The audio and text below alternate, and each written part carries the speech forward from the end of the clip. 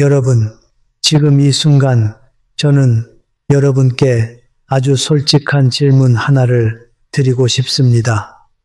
남편이 떠난 뒤 여러분은 정말로 괜찮으십니까? 정말로 괜찮으신 것이 맞으십니까? 잠시 숨을 고르시고 가슴 한가운데 손을 얹어 보십시오. 그리고 다시 한번 자기 자신에게 물어보십시오. 나는 지금 괜찮은가? 아니면 괜찮은 척하고 있는가? 제가 오랜 세월을 살아오면서 한 가지 알게 된 것이 있습니다.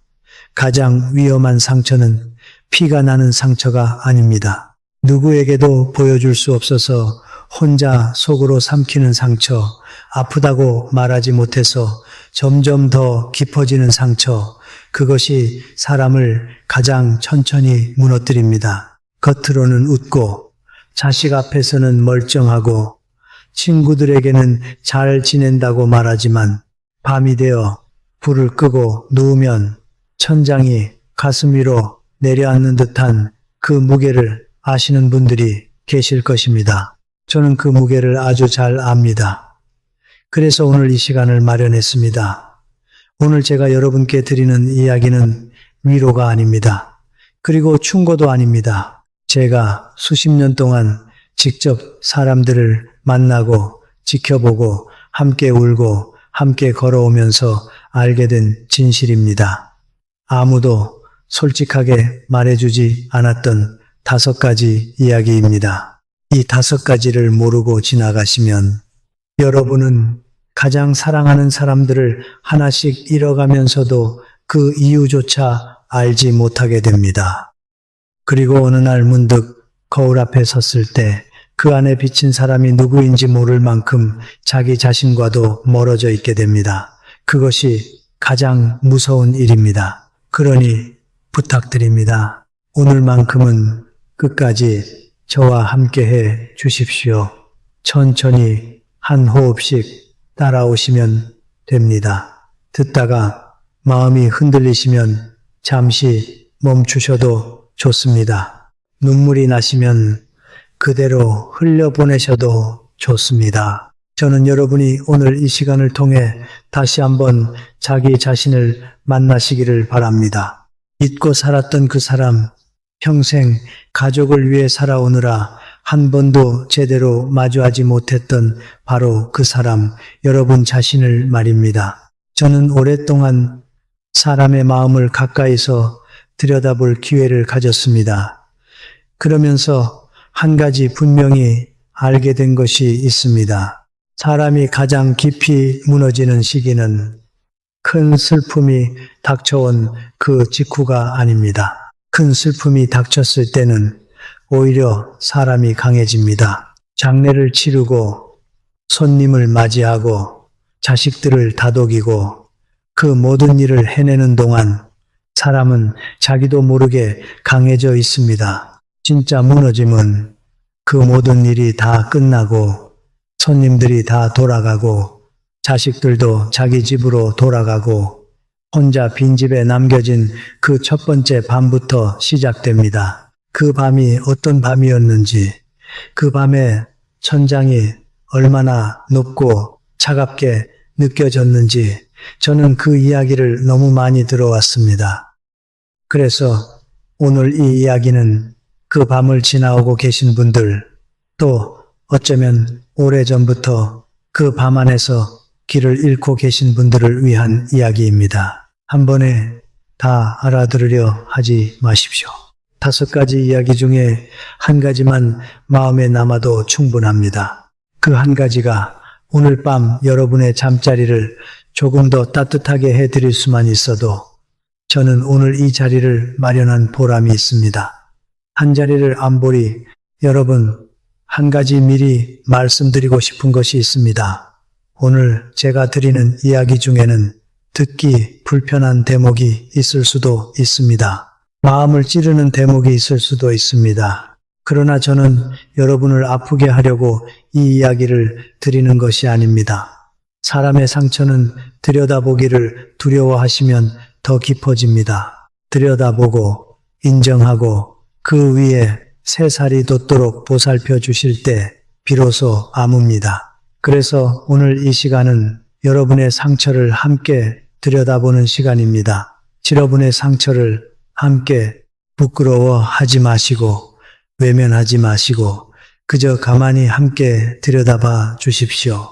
함께 들여다보는 것만으로도 상처는 절반쯤 가벼워집니다. 그것이 사람의 마음이 가진 신비입니다. 자, 이제 첫 번째 이야기를 시작하겠습니다.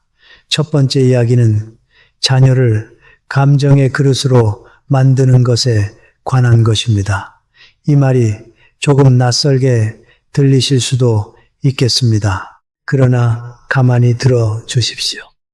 제가 오래전 가르치던 한 제자가 어느 날 제게 조용히 털어놓은 이야기가 있습니다. 그는 어머니를 사랑한다고 했습니다. 어머니가 자기를 키워주신 것에 깊이 감사한다고 했습니다. 그런데 그 다음 말이 제 마음을 오래도록 떠나지 않았습니다. 어머니 전화가 울리면 가슴이 먼저 내려앉는다고 했습니다. 받기가 두렵다고 했습니다. 그 말이 제 마음속에 박혀서 오랫동안 빠지지 않았습니다. 사랑하는데 왜 두려운가? 그리운데 왜 피하고 싶은가? 저는 그 답을 찾는 데에 꽤 긴 시간을 보냈습니다. 여러분, 사랑과 감당은 서로 다른 것입니다. 누군가를 사랑한다고 해서 그 사람의 모든 감정을 다 받아낼 수 있는 것은 아닙니다.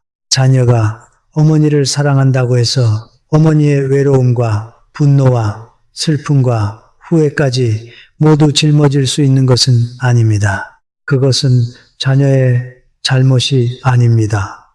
그것은 사람이 사람에게 짊어질 수 있는 무게의 한계입니다. 그런데 남편을 떠나보낸 뒤 많은 분들께서 자신도 모르는 사이에 자녀를 그릇으로 삼기 시작하십니다. 평생 남편에게 흘려보내던 감정의 강물이 갈 곳을 잃으면 그 물줄기는 자연스럽게 가장 가까운 사람에게로 흘러갑니다. 그 사람이 바로 자식입니다. 처음에는 작은 전화 한 통입니다. 그러다가 매일 같은 시간에 같은 이야기를 반복하게 됩니다. 아침에 일어나 외롭다는 말, 점심에 입맛이 없다는 말, 저녁에 누구도 찾아오지 않는다는 말, 밤이 되면 잠이 오지 않는다는 말, 그 모든 말이 사실은 한 가지 외침입니다. 나 좀 봐달라는 외침입니다. 나 좀 안아달라는 외침입니다. 저는 그 마음을 압니다. 사람이 외로워지면 누구에게라도 매달리고 싶어집니다. 그리고 그 누구는 대개 가장 가까운 자식이 됩니다. 그러나 여러분, 여기서 한 번만 멈추어 생각해 보십시오. 자녀가 여러분을 찾아오는 그 발걸음이 그리움에서 오는 것입니까? 아니면 의무에서 오는 것입니까? 그 둘은 비슷해 보이지만 전혀 다른 것입니다. 그리움에서 오는 발걸음은 가볍습니다. 의무에서 오는 발걸음은 무겁습니다. 그 무거움이 쌓이면 어느 날 그 발걸음 자체가 멈추게 됩니다. 저는 많이 보았습니다. 처음에는 매주 어머니를 찾아오던 자식이 어느 순간 한 달에 한 번이 됩니다. 그러다가 명절에만 옵니다. 그러다가 명절에도 핑계를 만듭니다. 그러는 동안 어머니는 점점 더 매달리시고 자식은 점점 더 거리를 두십니다. 두 사람 모두 서로를 사랑합니다. 그런데 두 사람의 거리는 점점 멀어집니다. 왜 그럴까요? 사랑이 부족해서가 아닙니다. 한쪽이 다른 한쪽에게 너무 많은 감정의 짐을 얹어 두었기 때문입니다. 여러분, 자녀에게 연락을 거실 때 한 번만 자신에게 물어주십시오. 지금 이 전화는 보고 싶어서 거는 것입니까? 아니면 혼자 있는 것이 무서워서 거는 것입니까? 두 가지를 분명히 구분하실 수 있어야 합니다. 보고 싶어서 거는 전화는 짧아도 따뜻합니다. 무서워서 거는 전화는 길어도 공허합니다. 자녀들은 그 차이를 본능적으로 압니다. 말로는 표현하지 않지만 마음으로 느낍니다. 그래서 같은 빈도의 전화라도 어떤 전화는 반갑고 어떤 전화는 부담스러운 것입니다. 그렇다면 그 무거운 감정들을 어디에 두어야 할까요? 저는 이렇게 권해드리고 싶습니다. 일기장에 두십시오. 새벽 산책길에 흘려보내십시오. 좋아하는 음악 속에 녹여두십시오. 따뜻한 차 한 잔을 마시며 창밖을 바라보는 그 고요한 시간 속에 풀어두십시오. 감정은 흘려보내야 하는 강물입니다. 누군가에게 모두 떠안기는 호수가 되어서는 안 됩니다. 호수는 고이고 강물은 흐릅니다. 사람의 마음도 그러합니다. 여러분이 자기 감정을 스스로 다스릴 수 있게 되면 그제야 자녀와의 관계가 다시 살아납니다. 자녀는 더 이상 의무로 찾아오지 않습니다. 어머니의 평온한 얼굴을 보고 싶어서, 어머니의 잔잔한 미소가 그리워서, 어머니의 그 단단한 모습 곁에서 잠시 자기도 쉬어가고 싶어서 찾아오게 됩니다. 그것이 진짜 관계입니다. 의무가 아니라 그리움으로 이어진 관계. 그것이 노년에 우리가 자식들과 맺어야 할 새로운 관계입니다. 이것이 첫 번째 이야기입니다. 자녀를 감정의 그릇으로 만들지 마십시오. 여러분의 감정은 여러분 스스로 품을 수 있어야 합니다. 그래야 사랑하는 사람들을 잃지 않습니다. 그래야 노년이 외롭지 않습니다. 한 가지 더 말씀드리고 넘어가고 싶은 것이 있습니다. 자녀에게 모든 감정을 쏟아부으시는 분들의 마음속에는 사실 한 가지 두려움이 있습니다. 그것은 내가 더 이상 누구에게도 필요하지 않을지도 모른다는 두려움입니다. 평생 가족에게 필요한 사람으로 살아오셨습니다. 아침마다 누군가의 밥을 차리셨고, 누군가의 옷을 챙기셨고, 누군가의 걱정을 들으셨습니다. 그렇게 누군가에게 필요한 사람으로 살아오시는 동안 자기 자신의 존재 이유를 그 필요 안에서 찾으셨습니다. 그러다가 그 필요가 사라지면 자기 자신의 존재 이유도 함께 사라지는 것 같은 그 두려움이 찾아옵니다. 그래서 자식에게 더 매달리시게 됩니다. 자식에게 내가 아직 필요한 사람임을 확인받고 싶으십니다. 그러나 여러분, 한 가지만 기억해 주십시오. 사람의 존재 이유는 누군가에게 필요한 사람으로 머무는 데 있지 않습니다. 사람의 존재 이유는 자기 자신으로 충만하게 살아가는 데 있습니다. 누군가에게 필요한 사람이 되려고 애쓰지 않으셔도 여러분은 이미 그 자체로 충분히 의미 있는 분이십니다. 그 사실을 마음 깊은 곳에서 받아들이실 때 자식에게 매달리지 않으셔도 자식이 여러분 곁으로 더 가까이 다가옵니다. 그것이 사람 사이의 신비입니다. 저는 한 어른께 이런 말씀을 들은 적이 있습니다. 자식에게 무거운 사람이 되지 마라. 자식에게 그리운 사람이 되어라. 무거운 사람과 그리운 사람의 차이가 한 글자에 다 있습니다. 무거운 사람은 자식이 피하고 싶은 사람이고 그리운 사람은 자식이 찾아오고 싶은 사람입니다. 같은 부모인데 결과가 정반대입니다. 그 차이를 만드는 것은 결국 부모가 자기 감정을 스스로 다스릴 수 있느냐 없느냐의 차이입니다. 이제 두 번째 이야기로 넘어가겠습니다. 두 번째는 재정의 주도권을 내려놓는 일에 관한 것입니다. 이 부분은 듣기 조금 불편하실 수도 있겠습니다. 그러나 가장 현실적이고 가장 중요한 이야기입니다. 마음을 열고 들어주십시오. 제가 잘 아는 한 여성분이 계셨습니다. 남편을 보내신 뒤 평생 모은 재산을 큰아들에게 모두 맡기셨습니다. 자식을 믿었기 때문입니다. 자식이 자기를 끝까지 돌봐줄 것이라 확신하셨기 때문입니다. 그것이 어머니의 사랑이었습니다. 그리고 그 사랑은 진심이었습니다. 그런데 몇 년이 지난 어느 날 그분이 제게 조용히 하신 말씀이 있습니다. 그 말씀이 저는 지금도 잊히지 않습니다. 내 집인데 내 집 같지가 않아요. 내 돈인데 내 돈 같지가 않아요. 짧은 두 문장이었습니다. 그러나 그 두 문장 안에 한 사람의 인생이 다 들어 있었습니다. 여러분, 돈은 단순한 종이가 아닙니다. 돈은 물건이 아닙니다. 돈은 선택권입니다. 내가 오늘 무엇을 먹을지 고를 수 있는 권리입니다. 내가 어디로 가고 싶을 때 갈 수 있는 권리입니다. 친구를 만나고 싶을 때 만날 수 있는 권리입니다. 누군가에게 작은 선물을 건네고 싶을 때 건넬 수 있는 권리입니다.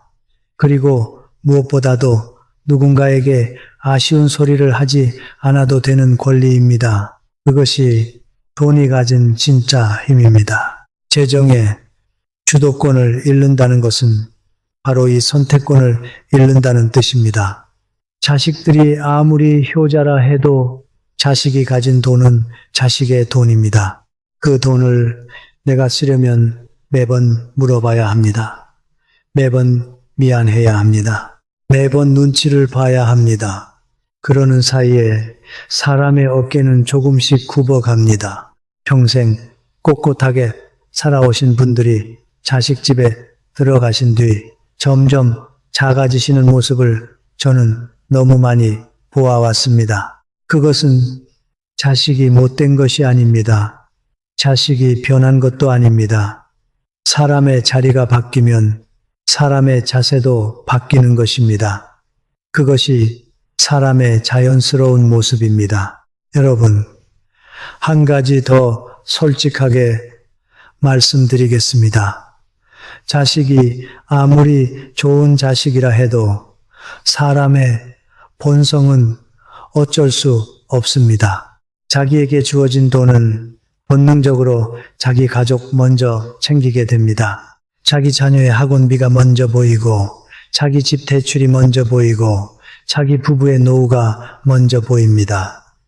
그리고 그 다음에 부모님이 보입니다. 이것은 자식이 못된 것이 아니라 사람이 사람이기 때문에 그런 것입니다. 저는 그것을 비난하지 않습니다. 다만 여러분께서 그 사실을 정확히 아셔야 한다는 것입니다. 우리나라 65살 이상 여성의 빈곤율이 남성보다 훨씬 높다는 사실을 아십니까? 그 이유를 곰곰이 들여다보면 분명해집니다. 평생을 가족을 위해 살아오셨음에도 정작 자신의 이름으로 된 통장이, 자신의 이름으로 된 집이, 자신의 이름으로 된 선택권이 없는 분들이 너무 많기 때문입니다. 평생 살림을 하시고, 평생 자식을 키우시고, 평생 남편 뒷바라지를 하셨는데 정작 노년에는 자기 손에 쥐어진 것이 없으십니다. 그것은 그분들의 잘못이 아닙니다. 그러나 그것은 분명히 비극입니다. 그리고 그 비극은 지금 이 순간에도 수많은 가정에서 조용히 반복되고 있습니다. 그러니 부탁드립니다. 복잡한 투자를 배우시라는 것이 아닙니다. 주식을 하시라는 것도 아닙니다. 그저 이 세 가지만 아십시오. 내 통장에 지금 얼마가 있는가? 매달 어디로 얼마가 나가는가? 비상시에 내가 혼자서 쓸 수 있는 돈이 어디에 얼마나 있는가? 이 세 가지만 분명히 아셔도 여러분의 등뼈가 다시 세워집니다. 어깨가 펴집니다. 눈빛이 살아납니다. 이것은 가족을 불신하는 일이 아닙니다. 이것은 자식을 의심하는 일이 아닙니다. 이것은 어떤 상황이 와도 스스로 일어설 수 있는 사람으로 남겠다는 조용하지만 단호한 선언입니다. 그리고 그 선언이 있을 때 비로소 자식과의 관계도 건강해집니다. 자식에게 짐이 되지 않는 부모, 자식에게 도리어 마음의 여유를 베풀어 줄 수 있는 부모, 그것이 노년의 가장 아름다운 모습입니다. 여러분이 자기 돈을 쥐고 계시면 자식들이 여러분을 보는 눈빛이 달라집니다. 여러분이 자기 집을 가지고 계시면 자식들이 여러분 댁에 들어오는 발걸음이 달라집니다. 그것이 차갑게 들리실지도 모릅니다. 그러나 이것이 현실입니다. 그리고 이 현실을 인정할 수 있는 사람만이 노년을 품위 있게 살 수 있습니다. 여러분의 손에 쥐어진 그 작은 통장 한 권, 그것은 단순한 종이가 아닙니다. 그것은 평생을 살아오신 여러분의 자존심이고 자유이고 마지막 자리입니다. 그 자리를 함부로 내려놓지 마십시오. 그것은 여러분의 권리입니다. 제가 한 분을 더 떠올려 봅니다. 그분은 평생 검소하게 사신 분이셨습니다. 좋은 옷 한 벌 사 입어보지 못하셨고 좋은 음식 한 번 마음껏 드셔보지 못하셨습니다. 그 모든 것이 자식들 학비를 위해서였습니다. 자식들 모두 잘 자라 결혼시키시고 나니 남은 것은 작은 집 한 채와 작은 통장 하나였습니다. 그런데 어느 날 자식들이 와서 이런 말을 했다고 합니다. 어머니, 그 집 이름을 저희 앞으로 미리 옮겨두시는 게 세금에도 좋고 모두에게 좋아요. 어머니가 평생 쓰실 만큼은 저희가 다 챙겨드릴게요. 그 말씀이 다 진심이었습니다. 자식들이 못된 자식들이 아니었습니다. 그 어머니께서도 자식들을 의심하지 않으셨습니다.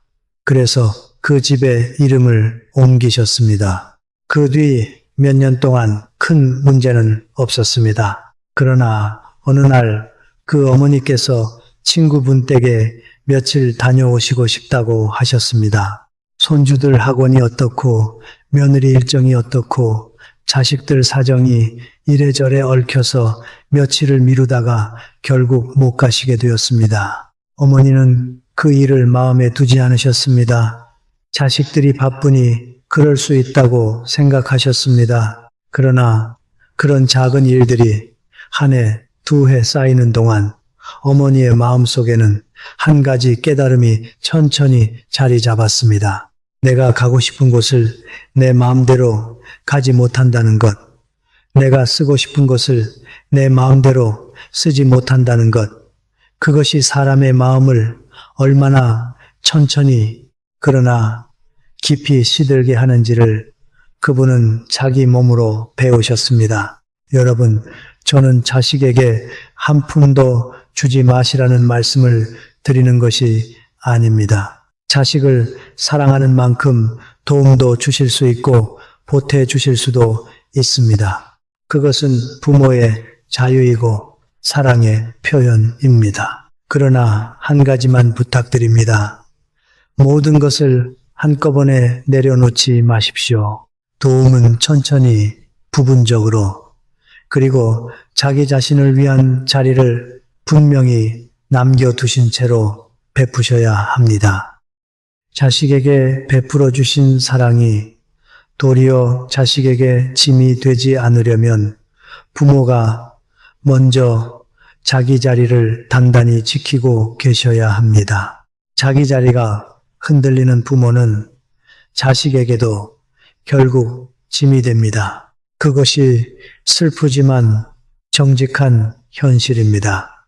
또 한 가지 말씀드리고 싶은 것이 있습니다. 통장을 정리하실 때, 가계부를 적어 보실 때, 처음에는 손이 떨리실 수도 있습니다. 평생 그런 일은 남편이 하셨거나 아니면 그저 막연하게 알고 살아오셨기 때문입니다. 처음에는 숫자가 어렵게 보일 수도 있습니다. 그러나 몇 달만 해보시면 그 숫자들이 더 이상 두려운 것이 아니라는 사실을 알게 되십니다. 그 숫자들 안에 여러분의 자유가 들어있고 여러분의 안전이 들어있고 여러분의 자존감이 들어있다는 것을 몸으로 느끼게 되십니다. 그러면서 사람이 다시 단단해집니다. 통장을 들여다보는 그 작은 습관 하나가 사람의 어깨를 다시 펴줍니다. 그리고 한 가지 꼭 부탁드리고 싶은 일이 있습니다. 여러분의 노년을 위한 작은 비상자금 하나를 따로 마련해 두십시오. 큰 돈이 아니어도 좋습니다. 그저 자식들도 모르는 여러분만 아시는 작은 통장 하나면 됩니다. 그것은 자식을 의심하는 일이 아닙니다. 그것은 인생이라는 긴 길 위에서 어떤 비가 내려도 우산 하나는 손에 쥐고 있겠다는 어른의 지혜로운 마음입니다. 그 작은 통장 하나가 있다는 사실만으로도 사람은 밤에 더 깊이 잠들 수 있습니다. 그 작은 안전이 사람의 마음에 얼마나 큰 평화를 가져다 주는지 그것은 가져보신 분만이 아십니다. 또한 돈에 관한 일을 말씀하시는 것을 부끄러워하지 마십시오. 우리 세대는 돈 이야기를 꺼내는 것을 천박하게 여기는 분위기 속에서 자랐습니다. 그러나 그런 시대는 이미 지나갔습니다. 자기 돈에 대해 분명하게 알고 분명하게 말할 줄 아는 것은 천박한 일이 아닙니다. 그것은 자기 인생에 대해 책임을 지는 어른의 모습입니다. 자식들에게 부담을 주지 않으려면 부모가 먼저 자기 돈에 대해 분명한 사람이 되어야 합니다. 그것이 자식을 진정으로 사랑하는 길입니다. 이것이 두 번째 이야기입니다. 이제 세 번째 이야기로 넘어가겠습니다. 세 번째는 스스로 세상과의 문을 닫는 일에 관한 것입니다. 이 부분은 많은 분들이 그냥 지나치십니다. 그러나 저는 이 세 번째가 어쩌면 가장 조용하고 가장 무서운 사실이라고 생각합니다. 잘 들어주십시오. 혼자가 편해요. 사람 만나는 게 귀찮아요. 이제 누구를 새로 사귀고 싶지도 않아요. 저는 이 말씀들을 정말 많이 들었습니다. 그리고 그 말씀들을 들을 때마다 제 마음 한구석에서는 조용히 다른 질문이 떠오릅니다. 정말로 편하신 것입니까? 정말로 귀찮으신 것입니까? 아니면 더 이상 상처받고 싶지 않아서 그래서 먼저 문을 닫아버리신 것은 아닙니까? 주다. 여러분, 침묵에는 두 가지 종류가 있습니다. 하나는 충만한 침묵입니다. 사람을 충분히 만나보고 세상을 충분히 살아보고 부딪히고 깨지고 사랑하고 미워해본 사람이 도달하는 침묵이 있습니다. 그 침묵은 향기롭습니다. 그 침묵은 깊고 따뜻합니다. 그 침묵 속에 있는 사람은 혼자 있어도 외롭지 않습니다. 그 침묵은 선택된 침묵이기 때문입니다. 또 하나의 침묵이 있습니다. 그것은 두려움에서 오는 침묵입니다. 누군가에게 또 상처를 받을까봐, 또 실망할까봐, 또 거절당할까봐 미리 문을 닫아버리는 침묵입니다. 그 침묵은 평온해 보이지만 사실은 시들어가고 있는 침묵입니다. 그것은 평화가 아니라 천천히 진행되는 고립입니다. 고립은 큰 소리를 내며 찾아오지 않습니다. 고립은 항상 조용히 옵니다. 한 번의 모임을 거절하는 것에서 시작됩니다. 한 번의 전화를 받지 않는 것에서 시작됩니다. 한 번의 약속을 미루는 것에서 시작됩니다. 그러다가 어느 날 문득 깨닫게 됩니다. 핸드폰이 며칠째 울리지 않았다는 것을, 오늘 하루 누구와도 한마디 말을 나누지 않았다는 것을, 일주일 동안 집 밖을 나가지 않았다는 것을 그때 비로소 알게 됩니다. 내가 평온을 선택한 것이 아니라 세상으로부터 천천히 사라지고 있었다는 것을 저는 그 모습을 너무 많이 보았습니다. 자민, 처음에는 그저 사람이 귀찮다고 하시던 분이 몇 달 뒤에는 외출 자체가 두려워지셨습니다. 몇 년 뒤에는 누군가가 집 앞을 찾아와도 문을 열어주는 일이 힘들어지셨습니다. 그러는 동안 그분의 눈빛에서 빛이 사라지고 목소리에서 힘이 사라지고 마지막에는 자기 자신에 대한 관심마저 사라졌습니다. 그것은 정말 천천히 진행되었습니다. 너무 천천히 진행되어서 본인조차 알아채지 못하셨습니다. 그것이 고립의 가장 무서운 점입니다. 그러나 여러분, 저는 거창한 사회 활동을 권하는 것이 아닙니다. 모임을 만들어서 회장이 되시라는 것이 아닙니다. 새로운 인맥을 100명 만드시라는 것도 아닙니다. 그저 작은 것이면 충분합니다. 매일 아침 같은 시간에 산책을 나가시는 공원이 있다면 그곳에서 자주 마주치는 한 사람과 가벼운 인사를 나누어 보십시오. 안녕하세요. 오늘도 일찍 나오셨네요. 이 한마디가 사람을 살립니다. 동네 시장 어귀에서 채소를 파시는 그 할머니께 오늘은 무가 좋아 보이네요. 하고 말씀해 보십시오. 그 한마디가 그분도 살리고 여러분도 살립니다. 여러분께 매일 안부를 묻는 사람이 한 명이라도 있어야 합니다. 여러분이 며칠 보이지 않으면 무슨 일이 있나 걱정해 줄 사람이 한 명이라도 있어야 합니다. 그 한 사람의 존재가 사람을 매일 아침 다시 일어나게 합니다. 그 한 사람을 위해 머리를 빗게 됩니다. 그 한 사람을 위해 옷을 단정하게 입게 됩니다. 그 한 사람을 위해 오늘 하루를 살게 됩니다. 사람은 그렇게 단순한 존재입니다. 그리고 그 단순함이 사람을 가장 깊이 살리는 힘이기도 합니다. 여러분, 문을 닫지 마십시오. 활짝 열어두라는 것이 아닙니다. 그저 살짝 손가락 하나가 들어갈 만큼만 열어두십시오. 그 작은 틈으로 햇살이 들어오고 바람이 들어오고 누군가의 목소리가 들어옵니다. 그 작은 틈이 여러분의 노년을 살리는 숨구멍이 됩니다. 제가 한 가지 더 말씀드리고 싶은 것이 있습니다. 사람과 사람 사이의 관계에서 우리가 자주 잊는 사실이 있습니다. 그것은 관계의 깊이가 시간의 길이로만 결정되지 않는다는 사실입니다. 30년을 함께 산 사람보다 어느 봄날 공원 벤치에서 우연히 옆자리에 앉으셨던 그분과 나눈 10분간의 대화가 더 깊이 마음에 남을 때가 있습니다. 그것이 사람의 신비입니다. 그러니 새로운 관계를 만드시기에 늦은 나이는 없습니다.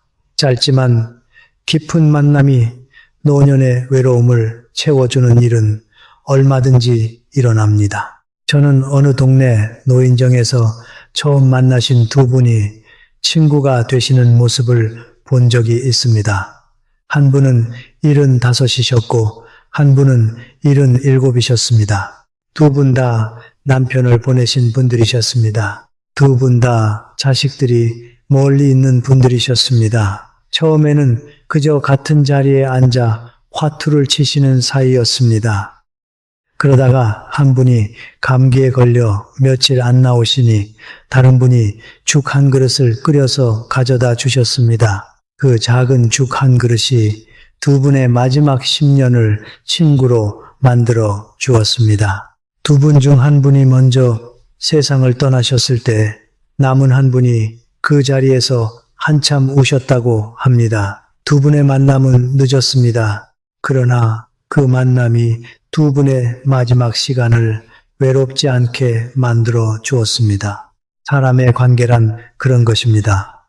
여러분이 이미 알고 계신 분들 중에도 어쩌면 그런 관계로 발전할 수 있는 분들이 계실 것입니다. 다만 여러분이 먼저 손을 내미시지 않아서 그저 인사만 나누는 사이로 머물러 있을 뿐인지도 모릅니다. 그 한 분에게 오늘 차 한잔 하시자고 먼저 청해 보십시오. 그 한마디가 노년의 한 페이지를 다시 쓰게 만들 수도 있습니다. 사람은 먼저 내민 그 한 손에 의해 다시 살아납니다. 또한 가족이 아닌 관계의 소중함도 잊지 마십시오.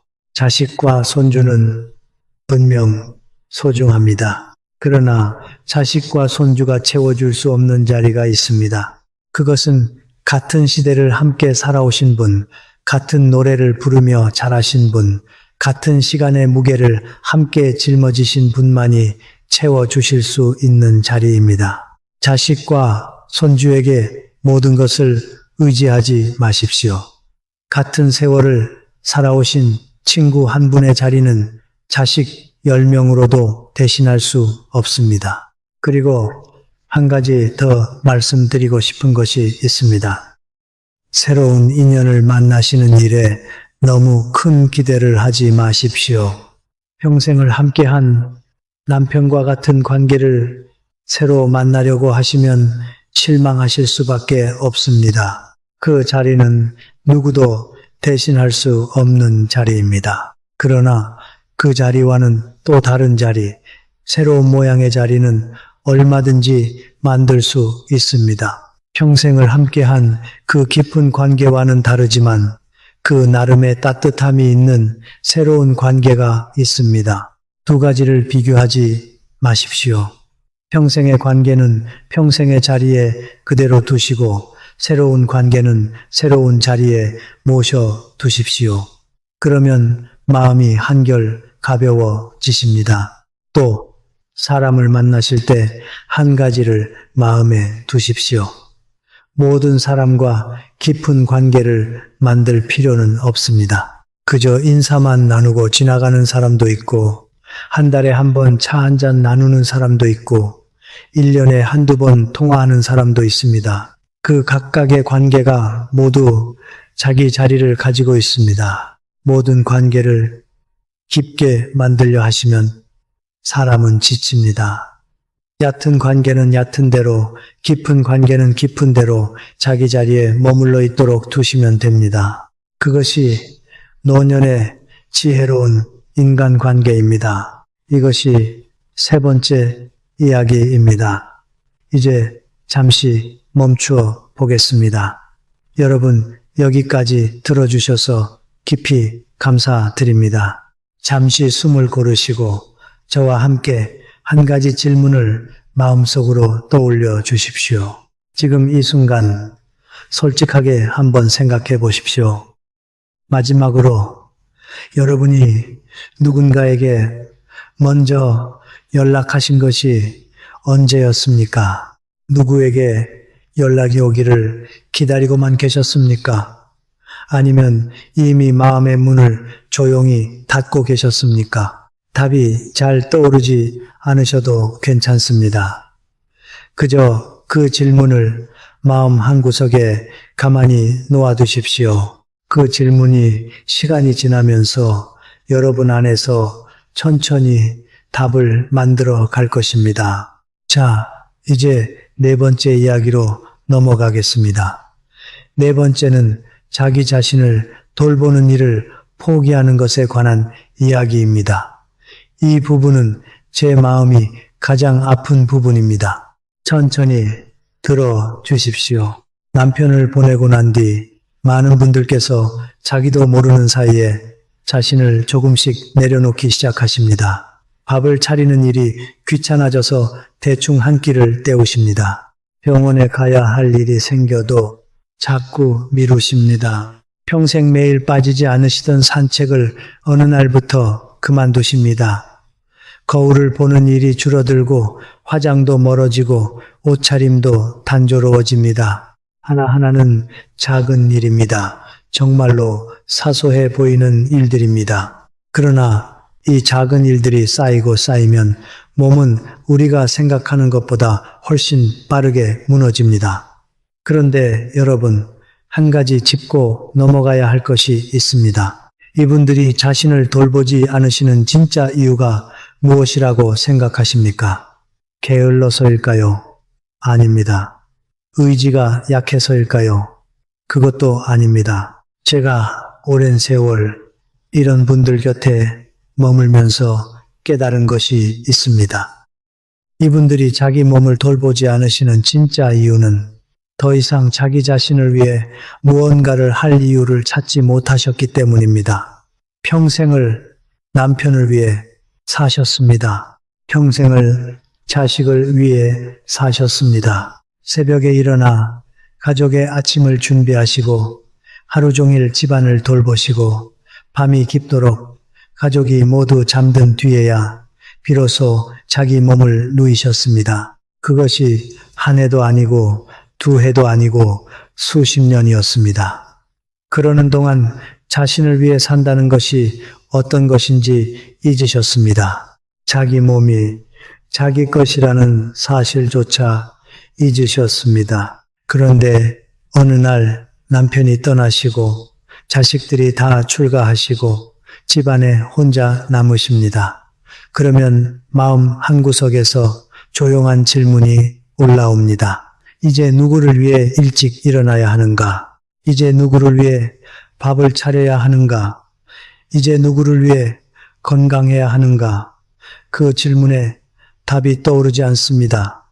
그러는 사이에 몸이 천천히 시들어 갑니다. 그러니까 이것은 사실 몸의 문제가 아닙니다. 마음의 문제입니다. 의학의 문제가 아니라 의미의 문제입니다. 여러분이 자기 몸을 다시 돌보시려면 먼저 자기 자신을 다시 만나셔야 합니다. 자기 자신에게 이렇게 말씀해 주셔야 합니다. 이제부터는 너를 위해 살겠다. 이제부터는 나 자신을 위해 일어나겠다. 이제부터는 내가 나를 돌보겠다. 여러분, 여러분의 몸은 단순한 살덩어리가 아닙니다.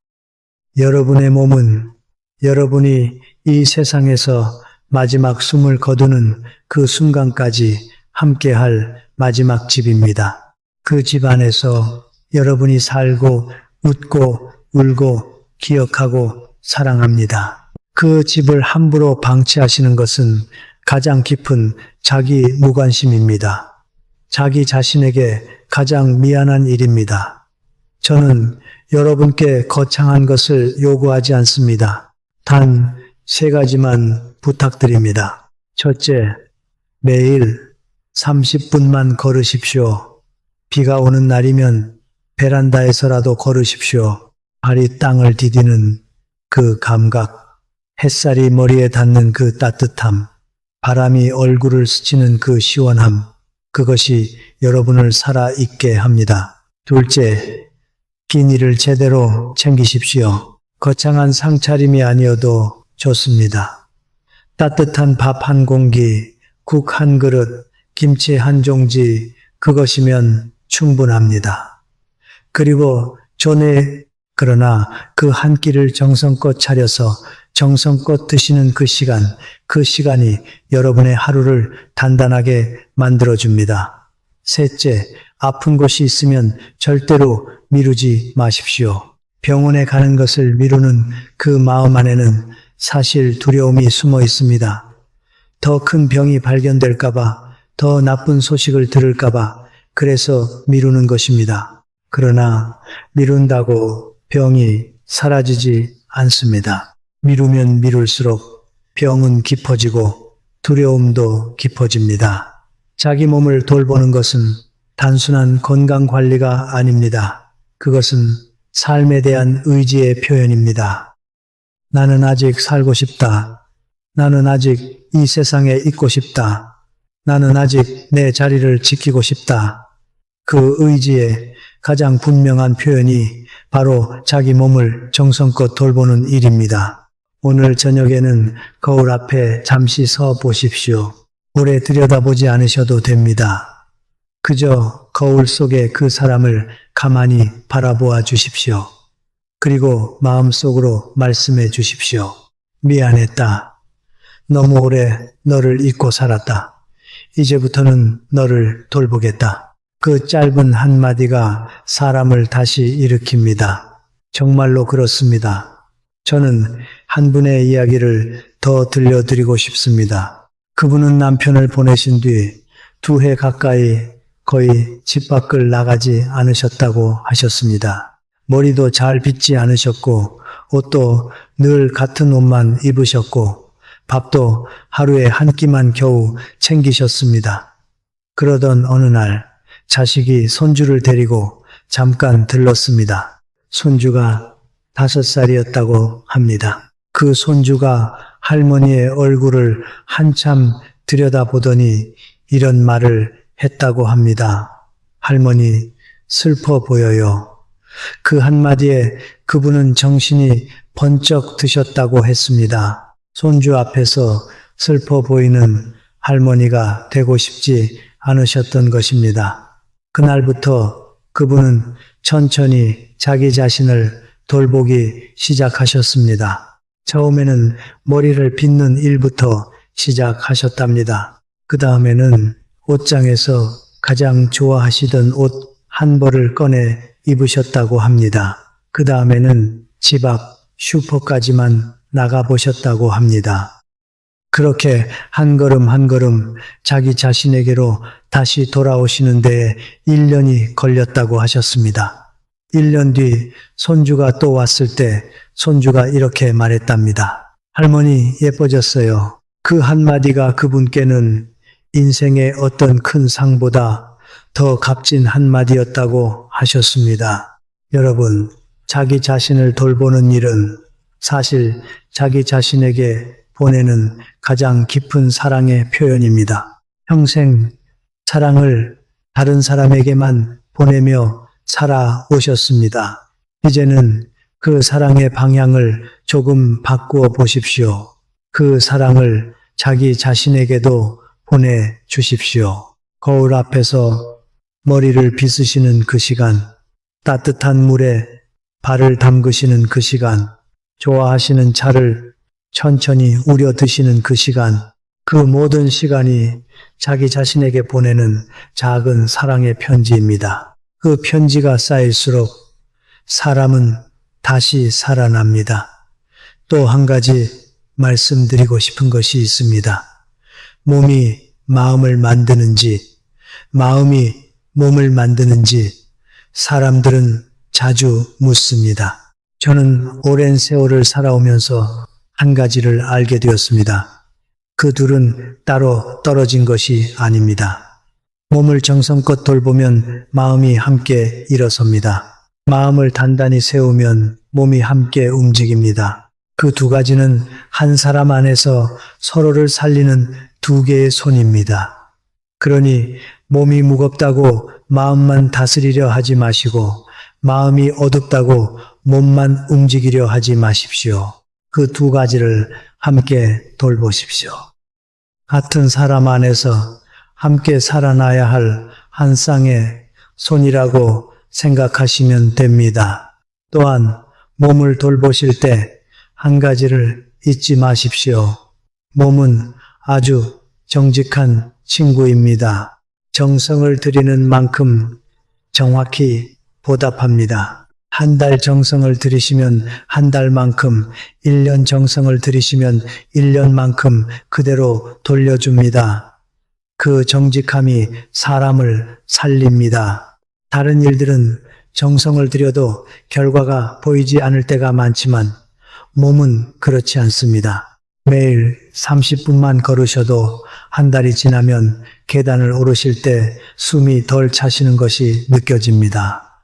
안달이 도릅니다. 끼니를 제대로 챙기시면 2달쯤 뒤에는 얼굴빛이 달라지신 것이 거울에 보입니다. 그 작은 보답들이 사람을 계속 살게 합니다. 그러니 큰 변화를 기대하지 마시고 그저 매일 작은 정성을 들여 보십시오. 몸이 그 정성을 모두 기억하고 있다가 어느 날 큰 선물로 돌려드릴 것입니다. 이것이 4번째 이야기입니다. 이제 마지막 5번째 이야기로 넘어가겠습니다. 가장 중요한 이야기입니다. 마음을 모아 들어 주십시오.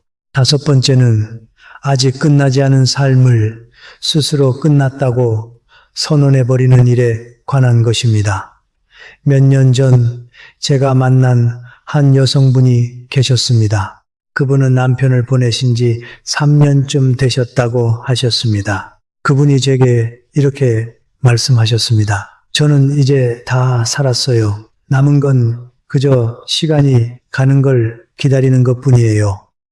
그 말씀을 하실 때 그분의 목소리에는 슬픔도 분노도 후회도 없었습니다. 그저 모든 감정이 빠져나간 뒤에 평평한 목소리였습니다.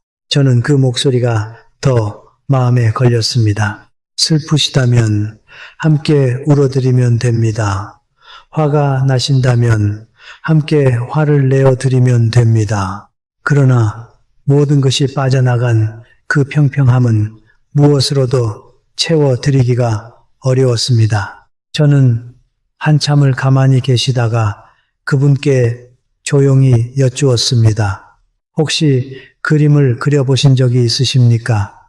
그분은 어리둥절한 표정으로 저를 바라보셨습니다. 갑자기 무슨 그림이냐는 표정이셨습니다. 저는 그냥 작은 화분 하나라도 좋으니 무언가 한 송이를 그려보시면 어떻겠냐고 말씀드렸습니다.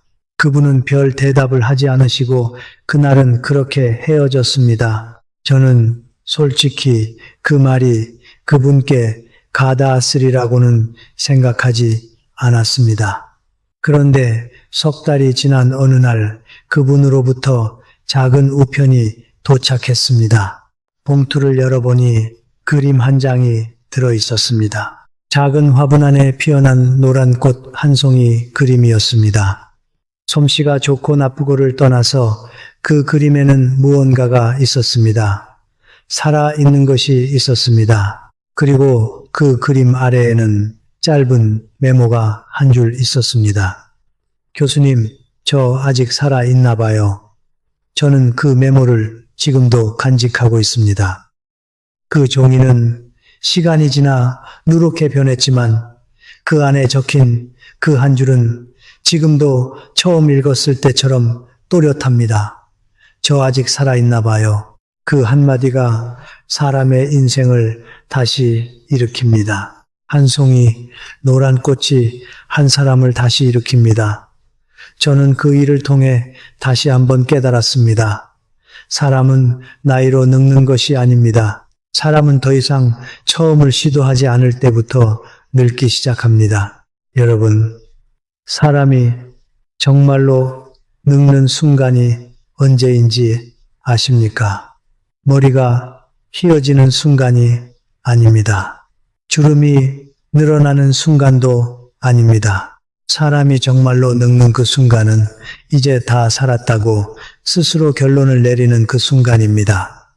그 순간부터 사람은 천천히 자기 인생의 마침표를 찍기 시작합니다. 그러나 그 마침표는 사실 하늘이 찍어주는 것이지 자기 스스로 찍는 것이 아닙니다. 자기가 자기 인생의 마침표를 미리 찍어버리시면 남은 시간은 그저 빈 종이 위에서 흩날리는 잉크가 됩니다. 그것만큼 안타까운 일이 없습니다. 이미 늦었어요. 이 말씀을 저는 정말 많이 들었습니다. 이미 늦었어요. 이 나이에 무슨 다 부질없어요. 그런데 여러분, 한 가지 솔직하게 말씀드리겠습니다. 이미 늦었다는 그 말씀은 한 번도 진심으로 시도해보지 않으신 분들이 가장 많이 하시는 말씀입니다. 정말로 한 번이라도 진심으로 시도해보신 분은 늦었다는 말씀을 하지 못하십니다. 시도하는 그 순간 시간이 다시 흐르기 시작한다는 것을 몸으로 아시기 때문입니다. 아직 가보지 못한 동네가 있으십니까? 아직 읽어보지 않은 책의 분야가 있으십니까? 아직 만들어 보지 않은 음식이 있으십니까? 아직 배워보지 않은 글씨가 있으십니까? 아직 만나지 못한 사람이 있으십니까? 아직 붙여보지 않은 편지가 있으십니까? 그 작은 처음들이 여러분의 노년을 다시 빛나게 합니다. 그 처음들은 거창할 필요가 없습니다. 그저 어제 하지 않으셨던 작은 한 가지를 오늘 시도해 보시는 것, 그것이면 충분합니다. 서예를 배우시는 분이 계셨습니다. 이른이 넘으셔서 처음 붓을 잡으셨다고 하셨습니다. 처음에는 손이 떨려서 한 글자도 제대로 쓰지 못하셨다고 하셨습니다. 그러나 2해가 지나니 작은 전시회를 여실 수 있게 되셨습니다. 그분이 제게 하신 말씀이 있습니다. 붓을 잡는 그 순간 제가 다시 태어난 것 같았어요. 그 짧은 말씀 안에 노년의 모든 답이 들어 있습니다. 다시 태어나는 일은 나이와 상관이 없습니다. 그저 한 번 더 처음을 시도하는 그 순간에 일어나는 일입니다. 여러분, 나이는 성장의 조건이 아닙니다. 의지가 성장의 조건입니다. 70에도, 80에도, 90에도 사람은 자라날 수 있습니다. 마음 안에서 새로운 싹이 돋아날 수 있습니다. 그 싹은 햇볕도 필요하고 물도 필요하고 무엇보다 그 싹을 알아봐주는 자기 자신의 시선이 필요합니다. 자기 자신을 향해 너는 아직 살아있다고, 너는 아직 끝나지 않았다고 속삭여주는 그 시선이 필요합니다. 이것이 5번째 이야기입니다. 아직 끝나지 않은 삶을 스스로 끝났다고 선언하지 마십시오. 여러분의 인생은 여러분이 마지막 숨을 거두는 그 순간까지 계속됩니다. 그 마지막 페이지에 무엇을 쓰실지는 오직 여러분에게 달려 있습니다. 제가 또 한 분의 이야기를 들려드리고 싶습니다. 그분은 78에 한글을 처음 배우신 분이셨습니다. 평생을 글을 모르고 살아오셨습니다. 어렸을 때 가난해서 학교에 가지 못하셨고 시집을 가신 뒤에는 글 모른다는 부끄러움을 누구에게도 들키지 않으려고 더 열심히 살림만 하셨다고 하셨습니다. 자식들의 가정통신문도 남편에게 슬쩍 미루셨고 은행 일도 남편에게 미루셨습니다. 그러다가 남편이 세상을 떠나시고 자식들도 다 떠나시고 혼자 남으신 그 어느 날 우편함에 들어있는 작은 안내문 한 장을 읽지 못하고 계시는 자기 자신을 발견하셨다고 합니다. 그 순간 그분은 마음을 정하셨다고 했습니다. 이제는 더 이상 부끄러워하지 않겠다. 이제는 배우겠다. 그분은 동네 복지관에서 한글 교실에 등록하셨습니다. 처음에는 각야각열을 외우는 것도 며칠이 걸렸다고 하셨습니다. 손이 떨려서 연필을 쥐는 것도 힘드셨다고 했습니다. 그러나 한 달이 가고 2달이 가고 반년이 지나니 그분은 자기 이름을 쓰실 수 있게 되셨습니다. 자기 이름을 처음으로 직접 쓰셨던 그날 그분이 흘리신 눈물에 대해서 저는 지금도 가슴이 뜨거워집니다. 평생 누군가의 아내, 누군가의 어머니로 불리시던 그분이 78에 처음으로 자기 이름의 주인이 되신 것입니다. 그분은 1년이 지난 뒤 자식들에게 처음으로 편지를 쓰셨다고 합니다. 짧은 편지였습니다. 그러나 그 편지를 받은 자식들이 모두 울었다고 합니다. 여러분, 78에도 시작할 수 있는 일이 있습니다. 80에도 90에도 그렇습니다. 다만 그 시작이 거창할 필요가 없다는 것을 잊지 마십시오. 한글 한자, 노란 꽃 한 송이, 처음 가보는 동네 한 곳, 그 작은 처음들이 사람의 마지막 시간을 빛나게 합니다. 또 한 가지 부탁드리고 싶은 것이 있습니다. 그 처음을 시작하실 때 다른 사람의 시선을 신경 쓰지 마십시오. 이 나이에 새삼스럽게 무얼 한다고, 다 늙어서 무슨 한글을, 다 끝난 인생에 무슨 그림을, 그런 말들이 여러분 주변에서 들려올 수도 있습니다. 그러나 그런 말들은 그저 그 말을 하시는 분들의 한계일 뿐 여러분의 한계가 아닙니다. 여러분의 시간은 다른 누구도 대신 살아줄 수 없는 여러분만의 시간입니다. 그 시간을 어떻게 쓰실지는 오직 여러분만이 결정하실 수 있습니다. 누구의 허락도 필요하지 않습니다. 누구의 박수도 필요하지 않습니다. 그저 여러분 자신이 오늘 한 가지 처음을 시작하시는 것, 그것만으로 충분합니다. 저는 시간이라는 것에 대해 자주 생각합니다. 사람들은 시간이 흘러간다고 말합니다. 그래서 사람들은 자기 시간이 점점 줄어든다고 생각합니다. 그러나 저는 다른 방식으로 생각해 보고 싶습니다. 시간은 흘러가는 것이 아니라 사람의 마음 안에 차곡차곡 쌓이는 것입니다. 70이면 70해의 시간이 마음 안에 쌓여 있고 80이면 80해의 시간이 쌓여 있습니다. 그 쌓인 시간은 사라지지 않습니다. 그것은 여러분 안에 깊은 우물이 되어 있습니다. 그 우물에서 사람들은 평생 동안 물을 길어 올립니다. 위기가 닥치면 그 우물에서 용기를 길어 올리고, 슬픔이 닥치면 그 우물에서 위로를 길어 올리고, 기쁨이 찾아오면 그 우물에서 감사를 길어 올립니다. 그러니 여러분의 시간이 짧아지고 있는 것이 아닙니다. 여러분 안의 우물이 점점 깊어지고 있는 것입니다.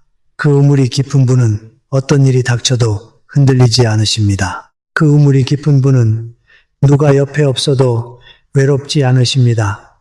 그 우물이 깊은 분은 자기 자신과 둘이서도 충분한 대화를 나누십니다. 여러분의 우물이 얼마나 깊은지 한번 자주 들여다보십시오. 그 깊이를 인정하는 것만으로도 사람은 다시 단단해집니다.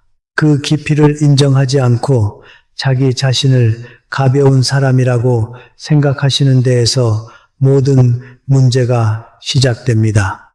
여러분은 결코 가벼운 분이 아니십니다. 자, 이제 마무리로 들어가겠습니다. 오늘 제가 여러분께 드린 5가지 이야기는 사실 모두 하나의 뿌리에서 나옵니다. 그 뿌리가 무엇인지 아십니까? 자기 자신을 잃어버리는 일, 바로 그것입니다. 자녀를 감정의 그릇으로 만드는 일도, 재정의 주도권을 내려놓는 일도, 세상과의 문을 닫는 일도, 자기 몸을 돌보지 않는 일도, 아직 끝나지 않은 삶을 끝났다고 선언하는 일도 결국은 모두 자기 자신을 놓아 버리는 일입니다. 자기 자신이 누구인지 있고, 자기 자신이 무엇을 원하는지 있고, 자기 자신이 아직 살아있다는 사실을 잊는 일입니다. 그래서 오늘 이 모든 이야기는 사실 한 가지를 향하고 있었습니다. 자기 자신을 다시 만나시라는 것입니다. 여러분, 남편이 떠나고 남겨진 그 빈자리를 보십시오. 많은 분들이 그 빈자리를 무언가로 채우려고 하십니다. 자식으로 채우려 하시고, 손주로 채우려 하시고, 텔레비전으로 채우려 하시고, 끝없는 걱정으로 채우려 하십니다. 그러나 그 빈자리는 채워야 할 구멍이 아닙니다.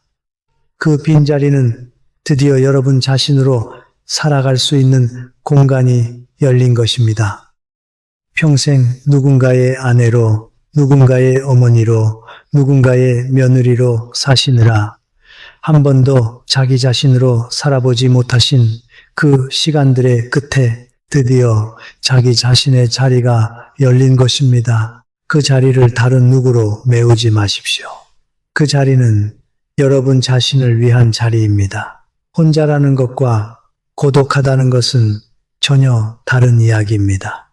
혼자는 상태입니다. 곁에 누가 있느냐 없느냐의 단순한 사실입니다. 그러나 고독은 선택입니다. 그것은 내 마음의 상태입니다. 혼자 있어도 충만한 사람이 있고 사람들 속에 둘러싸여 있어도 외로운 사람이 있습니다. 그 차이는 곁에 누가 있느냐가 아니라 자기 자신과 어떤 관계를 맺고 있느냐에 달려 있습니다. 저는 한 가지 더 말씀드리고 싶은 것이 있습니다. 혼자 있는 시간을 두려워하지 마십시오. 혼자 있는 시간은 사람이 자기 자신과 가장 깊이 만날 수 있는 귀한 시간입니다. 평생 사람들 사이에서, 가족 사이에서 누군가의 곁에서만 살아오시느라 정작 자기 자신과는 한 번도 깊이 만나보지 못하셨을 수도 있습니다. 그러나 이제는 그 시간이 주어진 것입니다. 자기 자신과 마주 앉을 수 있는 시간, 자기 자신의 목소리를 들을 수 있는 시간, 자기 자신이 진짜로 무엇을 원하는지 물어볼 수 있는 시간, 그 시간이 노년에 비로소 주어진 것입니다. 그 시간을 두려워하지 마시고 오히려 환영해 주십시오. 그 시간 속에서 여러분은 평생 알지 못했던 자기 자신을 만나게 되십니다. 그리고 그 만남이 인생의 가장 깊은 선물입니다. 여러분이 자기 자신과 친구가 되시면 여러분은 혼자이면서도 충만하실 수 있습니다. 아침에 일어나 거울 속에 자기 자신에게 안녕하고 인사를 건네실 수 있고 한낮의 햇살 속에서 자기 자신과 함께 차 한 잔을 즐기실 수 있고 저녁이 되면 자기 자신에게 오늘 하루도 수고했다고 다정하게 말씀하실 수 있습니다. 그 시간들이 쌓이면 사람은 누구에게도 매달리지 않고도 행복할 수 있습니다. 그것이 진짜 자유입니다. 그것이 노년의 진짜 품격입니다. 저는 사람의 일생을 한 그루나무에 비유해보고 싶습니다. 어렸을 때 우리는 작은 묘목이었습니다. 부모님이 물을 주시고 햇볕이 닿게 해주시고 바람을 막아주셨습니다. 청년이 되어 가지를 뻗고 중년이 되어 꽃을 피우고 열매를 맺었습니다. 그 열매가 자식이었습니다. 그 자식들이 우리의 가지 위에서 자라났고 어느 정도 자란 뒤에는 우리의 가지를 떠나 자기들의 길로 갔습니다. 그리고 노년이 됩니다. 노년이 되면 사람들은 묻습니다. 이제 나의 역할은 끝난 것이 아닌가? 이제 나는 그저 시들어 갈 일만 남은 것이 아닌가? 그러나 그렇지 않습니다. 노년의 나무는 다른 일을 합니다. 노년의 나무는 그늘을 만듭니다. 자기 가지 아래로 다음 세대가 쉬어갈 수 있는 그늘을 만듭니다. 또한 노년의 나무는 자기 안에서 깊은 나이테를 만듭니다. 그 나이테 안에는 그 나무가 살아온 모든 계절이 새겨져 있습니다. 폭풍을 견딘 나이테, 가뭄을 이겨낸 나이테, 풍년을 맞은 나이테, 그 모든 시간이 한 그루 나무의 가장 깊은 곳에 새겨져 있습니다. 여러분의 노년이 바로 그렇습니다. 여러분 안에는 평생을 살아오시면서 만들어 놓으신 깊은 나이테가 있습니다. 누구도 흉내낼 수 없는 그 나이테가 여러분만의 깊이입니다. 그 깊이가 있어서 여러분의 한마디가 젊은 사람들에게 닿는 것입니다. 그 깊이가 있어서 손주가 여러분 무릎에 머리를 누이고 잠드는 것입니다. 그 깊이가 있어서 어려운 일이 닥쳤을 때 자식들이 결국 여러분께 돌아오는 것입니다. 그러니 자기 자신을 가볍게 여기지 마십시오. 여러분은 가벼운 분이 아니십니다. 여러분은 한 그루 나무의 가장 깊은 나이테를 가지신 분이십니다. 또 한 가지 말씀드리고 싶은 것이 있습니다. 평생 살아오시면서 마음에 묻어둔 후회들이 있으실 것입니다. 그때 그렇게 하지 말 걸, 그때 이렇게 했어야 했는데, 그때 한 번만 더 안아줄 걸, 그때 한 번만 더 미안하다고 말할 걸. 그런 후회들이 밤마다 가슴 위로 올라올 때가 있으실 것입니다. 그 후회를 외면하지 마십시오. 그러나 그 후회 안에 갇히지도 마십시오. 후회는 인정하시되 그 자리에 머무르지는 마십시오. 인정하고 한숨을 내쉬시고 그리고 다시 오늘로 돌아오시면 됩니다. 어제는 어제이고 오늘은 오늘입니다. 어제 못한 그 일을 오늘 다른 모습으로 해 보실 수도 있습니다. 어제 미안하다고 말하지 못한 그 사람에게 오늘 전화 한 통을 거실 수도 있습니다. 후회는 오늘을 망치기 위해 있는 것이 아니라 오늘을 다르게 살기 위해 있는 것입니다. 그것을 잊지 마십시오. 여러분이 걸어오신 그 길을, 여러분이 버텨오신 그 세월을, 여러분이 사랑하고 상처받고 다시 사랑하며 살아오신 그 모든 날들을 한번 돌아보십시오. 그 모든 시간들이 헛되지 않았습니다. 그 모든 눈물이 의미가 없지 않았습니다. 그 모든 인내가 이미 여러분을 충분히 위대한 사람으로 만들어 놓았습니다. 여러분은 이미 한 권의 책입니다. 한 사람의 인생만으로도 이 세상에 남길 수 있는 가장 깊은 이야기를 다 담은 책입니다. 그러니 그 책의 마지막 페이지를 너무 일찍 덮지 마십시오. 아직 쓰지 않은 페이지가 분명히 남아 있습니다. 그 페이지가 몇 장인지는 누구도 모릅니다. 100페이지일 수도 있고 10페이지일 수도 있고 단 한 페이지일 수도 있습니다. 그러나 분명한 것은 그 페이지를 채울 수 있는 사람은 이 세상에 오직 여러분 한 분뿐이라는 사실입니다. 누구도 대신 써줄 수 없습니다. 자식도 대신 써줄 수 없습니다. 친구도 대신 써줄 수 없습니다. 오직 여러분만이 그 마지막 페이지에 무엇을 쓰실지 결정하실 수 있습니다. 오늘 밤 잠자리에 드시기 전에 잠시 시간을 내어 주십시오. 불을 끄지 마시고 작은 등 하나만 켜두시고 그 빛 아래에서 여러분 자신과 조용히 마주 앉아 보십시오. 그리고 자기 자신에게 물어주십시오. 내가 정말로 오늘 살아 있었는가? 오늘 하루 나를 위해 한 가지라도 한 일이 있었는가? 내일 아침에 일어나면 무엇을 처음으로 해보고 싶은가? 그 작은 질문들이 여러분을 다시 깨우는 새벽의 종소리가 될 것입니다. 저는 여러분이 외롭지 않으시기를 바라지 않습니다. 외로움은 어차피 사람의 곁을 떠나지 않는 손님입니다. 누구의 곁에든 머무는 손님입니다. 다만 그 손님과 사이좋게 지내실 수 있기를 바랍니다. 그 손님과 함께 차도 한잔 나누시고 산책도 함께 하시고 가끔은 그 손님에게 오늘은 좀 쉬어가라고 말씀하실 수도 있는 그런 여유 있는 사람으로 살아가시기를 바랍니다. 그것이 제가 오늘 여러분께 전하고 싶은 마음입니다. 그리고 한 가지 더 감사하는 마음을 잊지 마십시오. 노년에 사람을 가장 따뜻하게 만드는 것이 무엇인지 아십니까? 그것은 감사입니다. 큰 감사가 아닙니다. 작은 감사입니다. 오늘 아침 눈을 뜨신 것에 대한 감사, 오늘 한 끼 따뜻한 밥을 드신 것에 대한 감사, 오늘 햇볕이 창문으로 들어온 것에 대한 감사, 오늘 한 끼 따뜻한 감사, 오늘 누군가의 목소리를 한 번이라도 들으신 것에 대한 감사, 그 작은 감사들이 하루를 마치는 순간 마음 안에 쌓이면 잠자리에 누우셨을 때 사람의 마음이 평온해집니다.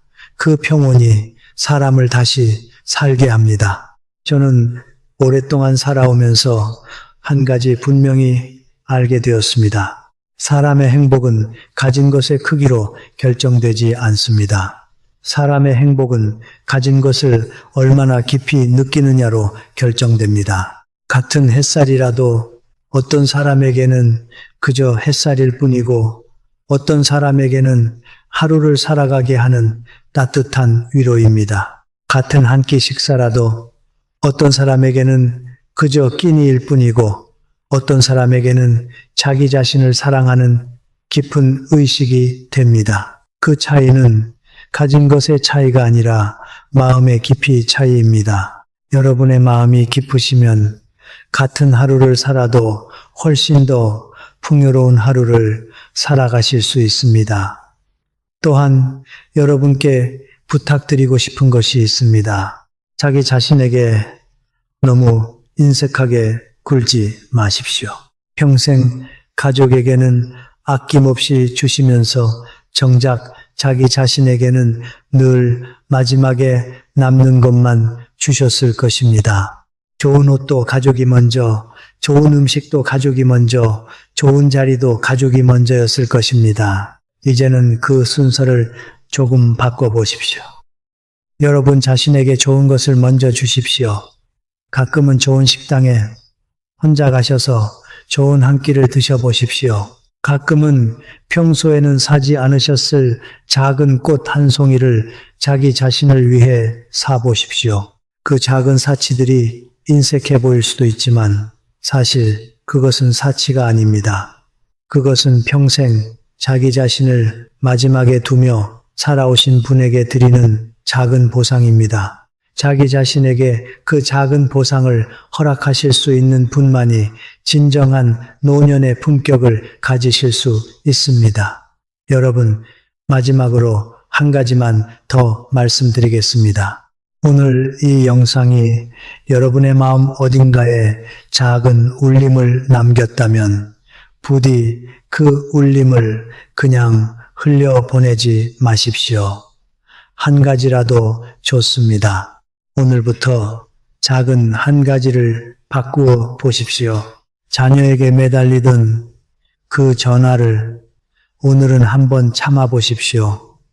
미루던 통장 정리를 오늘은 시작해 보십시오.